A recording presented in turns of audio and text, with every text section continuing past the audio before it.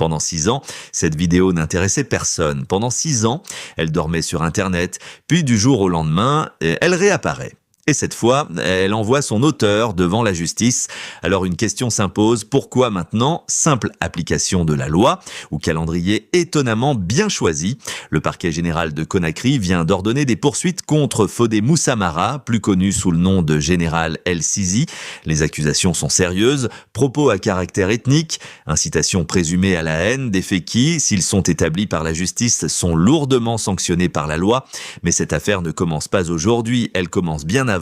Pendant des années, le général El Sisi était l'un des visages les plus connus du camp Alpha Condé. Un militant engagé, un défenseur assumé de l'ancien régime, puis arrive mars 2026, après plus de 2 ans de prison, il retrouve la liberté et contre toute attente, il tourne le dos à ses anciens alliés. Dans une vidéo devenue virale, il apporte publiquement son soutien au président Mamadi Doumbouya, un changement de camp spectaculaire qui fait énormément parler. Quelques jours passent et voilà qu'une ancienne vidéo datant de plusieurs années ressurgit soudainement.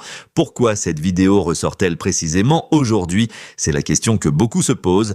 3 citoyens saisissent alors la justice. Le parquet ouvre des poursuites. La machine judiciaire est lancée. 2 lectures s'opposent désormais.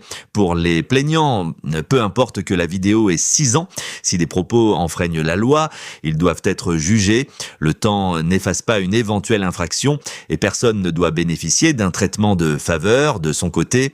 Le général El Sisi parle d'une manœuvre politique.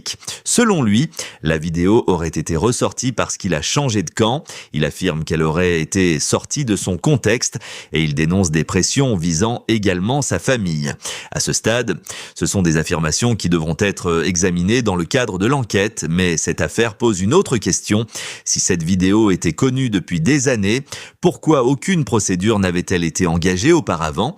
Pourquoi attendre son changement de position politique? Est-ce une simple coïncidence ou un calendrier qui interroge? Chacun se fera son opinion. Une chose est certaine, dans un état de droit, ce ne sont ni les réseaux sociaux, ni les émotions qui doivent condamner un homme. Ce sont les preuves et la justice. Le général El Sisi bénéficie, comme tout citoyen, de la présomption d'innocence jusqu'à une décision définitive. Mais une autre vérité existe aussi. Les paroles publiques ont des conséquences.